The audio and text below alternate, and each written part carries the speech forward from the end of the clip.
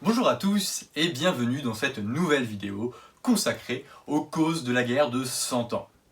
Cette guerre débute en 1337 et se termine en 1453. Vous avez bien entendu, cela fait plus de 100 ans.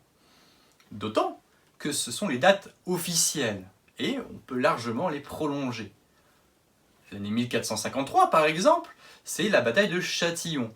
Mais pour autant, malgré cette défaite anglaise, l'Angleterre reste en possession de la ville de Calais, et ce jusqu'en 1558. La date de début, 1337, ne marque pas le début des conflits entre le roi anglais et le roi français. Ces conflits sont bien plus anciens et remontent au moins jusqu'à la conquête de l'Angleterre par Guillaume le Conquérant en 1066.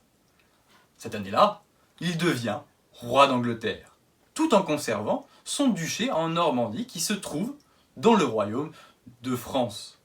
Ce qui entraîne un conflit évident entre le roi anglais et le roi français pour cette possession dans le royaume.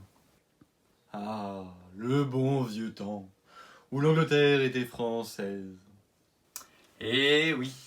Mais bon, très rapidement, les conflits entre le roi anglais et le roi français vont naître, et surtout, le roi anglais va chercher à se distinguer de son origine française. Au XIe siècle, nous sommes dans une société dite féodale. Ce terme désigne les relations entre des hommes libres. Il s'agit d'un serment prêté entre un vassal et son seigneur. Cela s'appelle communément les relations féodo-vassaliques. Lors de ce serment, le vassal promet à son suzerain un soutien militaire. En contrepartie, le seigneur assure la défense de son vassal. Si l'un des deux faillit, on peut rompre le serment et donc rentrer en guerre. Ces relations féodo-vassaliques vont être à l'origine des tensions entre le roi de France et le roi d'Angleterre. Ce dernier, en effet, possède toujours le duché de Normandie et donc doit un serment vassalique au roi de France. Ce qui veut dire, concrètement, que le roi d'Angleterre ne peut pas prendre les armes contre le roi de France. Il ne peut pas s'allier non plus aux ennemis du roi de France. Et aussi, le roi de France peut exiger que le roi d'Angleterre vienne lui prêter main forte dans l'une de ses guerres. Durant cette période, la monarchie anglaise va se développer, et le roi anglais va chercher à développer son territoire. Cet dernier, il va les trouver dans le royaume de France. En effet, à la fin du XIIe siècle, le roi d'Angleterre possède presque la moitié du royaume de France. Un territoire allant de l'Angleterre à la Normandie jusqu'à l'Aquitaine. Le roi de France à côté fait pâle figure car il ne contrôle presque que l'île de France. Le roi anglais accroît ses territoires grâce à des mariages, notamment celui de 1152 entre Henri II Plantagenet et Aliénor d'Aquitaine, qui va permettre au roi d'Angleterre de récupérer l'Aquitaine dans son royaume. Brrr. Elle s'est tapée son oncle et elle s'est mariée à notre pire ennemi. Comment peux-tu avoir le culot de nous parler d'elle? Eh bien je l'ai parce que je suis neutre, monsieur, et donc je ne prends pas parti dans cette histoire. Ensuite, ce que tu avances, cette histoire d'adultère, n'est qu'une rumeur. Il n'y a pas de fait avéré d'adultère. Il existe des tensions entre Aliénor d'Aquitaine et Louis VII, tensions qui peuvent expliquer l'arrivée tardive de deux filles. Bon, maintenant si tu veux bien, j'aimerais que tu te casses pour que je puisse terminer ma vidéo. Merci. Dans la deuxième moitié du XIIe siècle, le roi de France cherche à faire correspondre les limites de son domaine royal à celles du royaume de France. Et pour cela, il doit récupérer les territoires appartenant à l'Angleterre. Pour cela, Philippe Auguste, le roi de France, va profiter des tensions entre les fils d'Henri II Plantagenet. En effet, Richard Cœur de Lion et Jean Santerre ne s'entendent pas. Richard Cœur de Lion succède à son père Henri II Plantagenet. Mais il est amené à partir en croisade et la régence est assurée par son frère Jean Santerre. Cette régence se passe très mal, c'est le moment où naît la légende de Robin des Bois. Richard revient en Angleterre et décède quelques années plus tard, en 1199.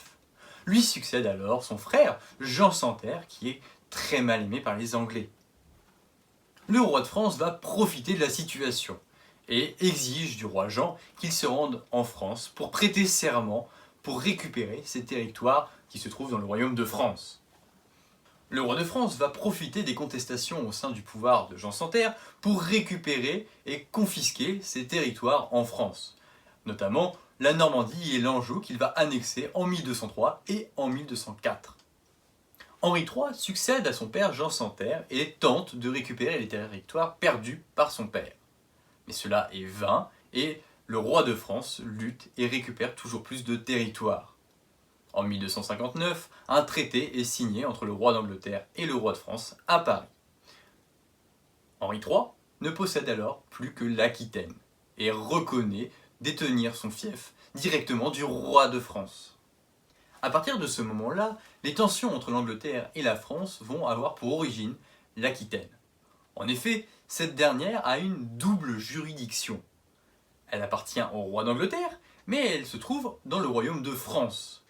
Et lorsqu'un des sujets qui vit en Aquitaine veut porter plainte, il peut porter les plaintes auprès du Parlement de Paris, comme du Parlement de Londres. Et donc être prétexte d'entrer en guerre de la part du roi de France contre le roi d'Angleterre. C'est ce qui va se passer en 1294, où un sujet du roi d'Angleterre va porter plainte auprès du roi de France. Ce dernier va déclarer la confiscation du duché d'Aquitaine pour le roi d'Angleterre. Les tensions autour du duché d'Aquitaine vont être récurrentes jusqu'en 1337, date officielle du début de la guerre de 100 ans. Guerre qui éclate et qui débute par la confiscation du duché de Guyenne ou d'Aquitaine. Quelque chose qui est devenu en fait commun pour l'époque, qui n'est pas extraordinaire. Sauf que là, cette confiscation advient parce que Édouard III a déclaré la guerre au roi de France, Philippe VI de Valois. Nous venons donc de voir les causes profondes de la guerre de 100 ans. Mais en 1337, il y a également d'autres causes.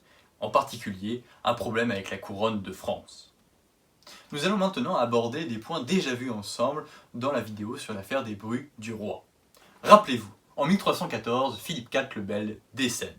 Lui succède alors son fils Louis X, dit le Hutin, qui va mourir 2 ans plus tard, en 1316, sans héritier. Lui succède alors son frère Philippe V de Poitiers, qui meurt en 1322, lui aussi sans héritier. On va donc chercher le dernier frère, Charles IV de la Marche. Ce dernier règne jusqu'en 1328, où il décède sans héritier. Pour la première fois, il n'y a pas d'héritier direct au trône de France. Se pose alors la question de qui va monter sur le trône de France. Si on regarde l'arbre généalogique, celui qui est le descendant direct, c'est Édouard III, roi d'Angleterre. En effet, il est le petit-fils de Philippe le Bel, de par sa mère, Isabelle de France. Le problème pour Édouard III, c'est qu'il est roi d'Angleterre, et les aristocrates français n'ont pas du tout envie d'avoir un souverain anglais et français en même temps. Cela voudrait dire qu'il aurait un pouvoir trop puissant, et donc vont préférer mettre sur le trône de France Philippe de Valois, qui est le cousin d'Édouard III. Il est le fils de Charles de Valois, qui lui-même est le frère de Philippe le Bel. En même temps, on n'allait pas laisser monter un roast beef sur le trône de France, non? Bah, qu'est-ce qu'il a, le mangeur de cuisses de grenouille? Mais qu'est-ce qu'elle parle, la femme, là? Bah, on est au 21e siècle. Ouais, et alors, à l'époque, les femmes, elles ont pas le droit de monter sur le trône de France. Alors t'as pas ton mot à dire dans cette histoire. Ouais, mais on est au 21e siècle quand même, alors laisse-le reprendre son discours. Édouard III ne cherche pas à revendiquer le trône de France en 1328. En effet, il a pris le pouvoir 1 an plus tôt, en 1327, et la réalité du pouvoir est assurée alors par sa mère, Isabelle de France, et son amant, Mortimer. Et donc, en 1328, Édouard III se rend en France où il prête serment au roi de France à Amiens. Serment qui va être réitéré quelques années après, en 1331. En 1330, Édouard III décide de récupérer l'intégralité de son pouvoir et chasse Isabelle de France, et il fait exécuter son amant Mortimer. En 1337, les choses s'accélèrent. En effet, on retrouve à la cour du roi d'Angleterre un félon français, Robert d'Artois. Oh, ce Robert, qui a été prévenir Isabelle que les Brus de Philippe IV avaient des amants. Alors ça c'est bien beau, mais ça c'est l'histoire racontée par Maurice Druon dans Les Rois Maudits. La réalité est tout autre et je l'ai déjà expliqué dans ma vidéo sur les bruits de Philippe IV que je t'invite à aller revoir de ce pas. Oups, je vais aller revisionner cela tout de suite. Merci. Robert d'Artois a été condamné en France pour avoir fabriqué des faux dans le but de récupérer le comté d'Artois, alors aux mains de sa tante Mao. Il s'exile alors en Angleterre à la cour d'Édouard III, où certaines sources disent qu'il aurait incité le souverain d'Angleterre à rentrer en guerre contre le roi de France. Nous avons donc vu les principales causes de la guerre de 100 ans.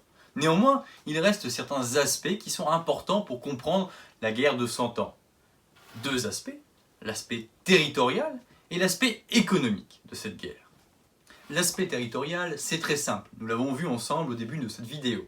Le roi de France cherche à faire correspondre le domaine royal avec le royaume de France, et cherche donc à contrôler les côtes du royaume, ce qui exige le départ des Anglais d'Aquitaine et la reconquête de la Flandre. Or, ces deux territoires sont d'une importance cruciale pour l'économie anglaise. En effet, contrôler l'Aquitaine, c'est contrôler les flux de vin. De plus, la Flandre permet à l'Angleterre de revendre sa laine facilement, qui est alors transformée en tissu. Nous avons donc vu les principales causes de la guerre de 100 ans. Des causes territoriales, des causes économiques, des causes de succession, et surtout un conflit latent entre la France et l'Angleterre depuis l'année 1066. Oh non, pas encore. En même temps, à partir de cette année-là, la colonie, elle tourne mal. Bon, je Enfin, me la casse. colonie, c'est un pays. Mais qu'est-ce que tu me parles, brouteuse d'herbe? Il y a une odeur de fromage quand tu parles, alors bon, l'herbe, ça sent un peu moins fort quand même. Mais jeune insolente! Ouais, le maroilles, tu peux te brosser les dents, le dentifrice, il a été inventé, on est au 21e siècle. Je vais t'étrangler! Retourne donc chez les rosebifs! Ah non, tu vas pas m'étrangler, espèce de bouffeur de cuisses de grenouille. Et Mais d'abord, tu sens tellement fort que le narrateur, il est parti. c'est la faute d'abord! Ma faute. Bah oui! Bah puisque c'est ma faute, fais la conclusion. Eh ben ça me va! Surtout, n'hésitez pas à rajouter un j'aime! Et à vous abonner. À bientôt les petits chatons. À bientôt les chatons!